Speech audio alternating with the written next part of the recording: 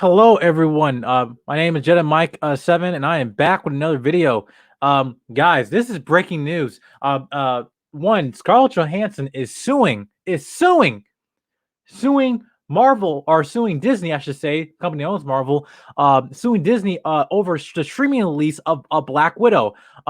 This is breaking news today. I did not. I just lit off in the conversation with one of my friends, Jay King. Shout out to you, brother. But this is just a star alleged the simultaneous release of the latest Marvel movie in theaters on Disney Plus was a breach in contract, right? So we're gonna go deep dive in this, and I'm gonna give my thoughts and opinions about this because this is a whole lot of information that we a lot unanswered questions we have here. But this just ain't no regular just B-list or C-list actor in a Marvel movie suing Disney over a breach of contract. No, this is the original Avenger, right? And not only original Avenger of the original six, but only the only woman in the original six of the Avengers is suing Disney, right? So a person who'll be here for over 10 years since her debut in Iron Man 2. For 10 years. Now she's suing them. Man, this is crazy. Anyway, so we're gonna go to the comments right here. So this is what the comments you have here in her lawsuit here. Uh right now. This comes from the Wall Street Journal that Scarlett Johansson, the star of the latest Marvel movie Black Widow, filed a lawsuit Thursday. In Los Angeles, a superior court against Disney, alleging her contract was breached when the media granted release the film on its Disney Plus streaming service at the same time as its theatrical debut. Right. So Ms. Johansson said in the suit that her agreement with Disney Marvel Entertainment guaranteed an exclusive theatrical release, and her salary was based in a large part on the box office performances of the film. Now, if you might not know this, this is a reason why, obviously, because of the events of the pandemic, that a lot of movie studios have now resorted to having most of their films, their big budget films that they intended for the theatrical release, onto streaming service. This is what the situation you're seeing with Warner Brothers, with HBO Max. Now, if you not know, if you have HBO Max, you know that there's certain movies this year in past 2020 that still to this day are going to 2021, that films that are going to be released in theaters will also be available to HBO Max. Now, this caused a lot of controversy a few months ago, early in the year, when a lot of movie studios, especially directors, are having issues. For example, Christopher Nolan. I was talking about Disney immediately want to go, Warner Brothers will immediately want to put their films on HBO Max. Who is a long-term advocate for Warner Brothers, obviously with films like Tenet, Inception, The Dark Knight trilogy, etc. Dunkirk, you name it. But same thing happened with a recent film that I just did trailer reaction for, which is Dune, that they intended for a theatrical release, and this also is based off of the comments or of basically what you see here, that most of these actors, their salary and their contracts is based off the income of the box office. For example, if your film made $1 billion, guess what? You're gonna get not saying you're gonna get $1 billion, but I'm saying that you're gonna get a portion of the box office sales that are gonna go add to revenue, to your income, to your salary for the overall film. This is why you see popular actors, to get famous after big movies come out and stuff like this. This is in contract. But this is right here saying that obviously the resort to Disney Plus, the difference why Disney Plus streaming service, when they put their movies on Disney Plus along with going to the theaters, aside from HBO Max, when you pay the $15 fee of them, or I think the actual subscription, I think it's $14.99. But with Disney Plus, you have the $7.99 or a subscription or $14.99 subscription, but also you also have to pay an additional premiere access fee to access the film. They did this for obviously with Black Widow, they did this for Cruella, they did this for Mulan, which also caused a lot of controversy with that film as well. So this is basically saying that Disney intentionally induced Marvel breach agreement without justification. And basically going here that she said she ordered that her income came from about $20 million, right? Disney spokesman. Now Disney responded on the same day that you're hearing all this, and they basically gave her the big slap and saying, like, this is complete BS. A Disney spokesman said Ms. Johnson said that her suit has no merit, and especially sad and distressing in the callous disregard for the horrific and prolonged global effects of the COVID-19 pandemic. So what you have seen here, that obviously this is going into the film. She knew about this, and now in the contract is saying it's a breach, and now she's coming after this after them after the initial release of this film came back, was July 9th? Yeah, July 9th. That's when this film not July, yeah, July 9th, literally to almost three weeks away from its release, and now you want to sue them. This is crazy. But listen, this is when you my friend Jay King, we joke about this, but listen, when you mess with the mouse, don't get mad when the mouse messes with you. You're gonna get screwed. Because I'm saying Disney don't play, you know.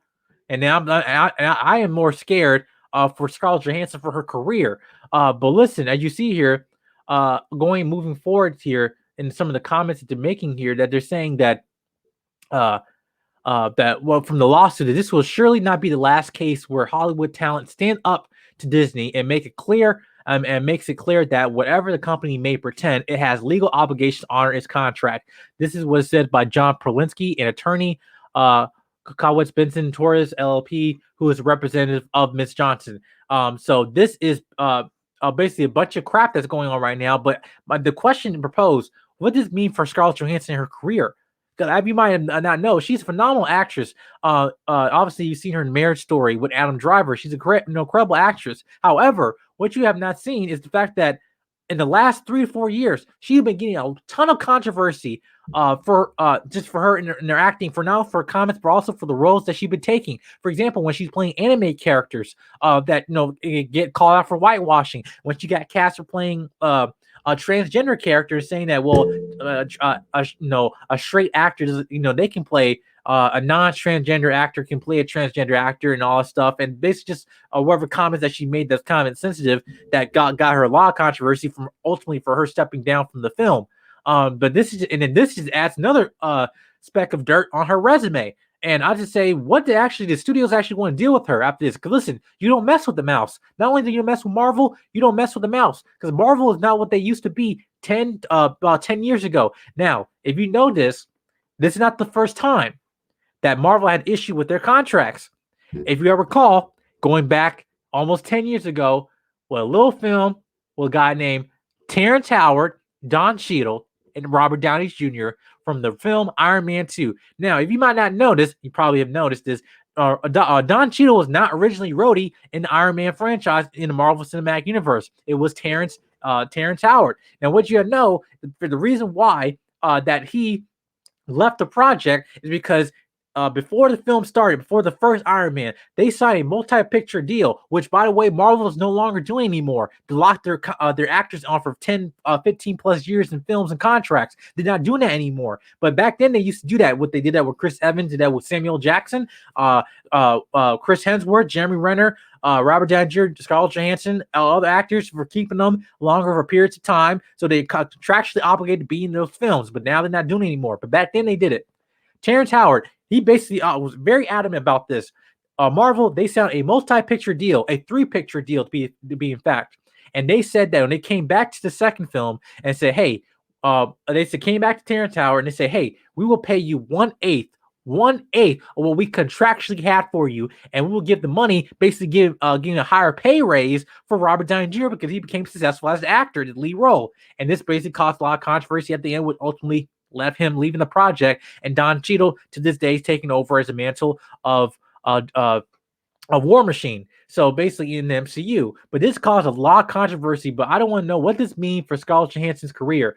But jokingly, I joked it was Jake King. Ryan Reynolds, you have nothing to fear now. You can release all the chimichangas you can, because now you go full throttle. There will no longer, I bet you, Disney will not be bringing back Scarlett Johansson. There will be no variants of this character, no variants at all. And what you know, if you realize this, that Ryan Reynolds and Scarlett Johansson, they actually were married once and divorcees, right? And there's this whole rumor about that. Marvel Studios was adamant to kind of separate them, wherever in the MCU, so they'd never be, in proximity with each other. But no, after today, oh no. Ryan Reynolds as Deadpool, you have nothing to worry about. You can release all the chimichangas you want. And I bet you Disney, the mouse, said, bet you didn't see that coming. Mickey Mouse, he don't play. The mouse does not play. You don't mess with the mouse. The mouse will mess you. Okay. So yeah, man, this is just crazy. I just don't know what this means for the overall story. Obviously, we know that Yelena, the actress Florence Pugh, can be moving forward with the character, but This is cause a lot of controversy, but I am just gonna be on guard on this story until more information coming by. There's gonna be more news. They're gonna be doing more on my channel. This is the first one I'm doing, so please give me a comment down below. Let me know what you think about Disney actually having this corporation, and do you believe that they actually did breach in contract? Do you actually think that Scarlett Johansson have some merit in terms of the case that she's the lawsuit that she's providing here? Please let me know down. Let me know about your feedback about the rest of this video. Again, you can subscribe to Jedi Mike 7 on Instagram and on YouTube. Please let me know what you think. Until next time, I'm Jedi Mike 7. Until next time, God bless you. Bye-bye.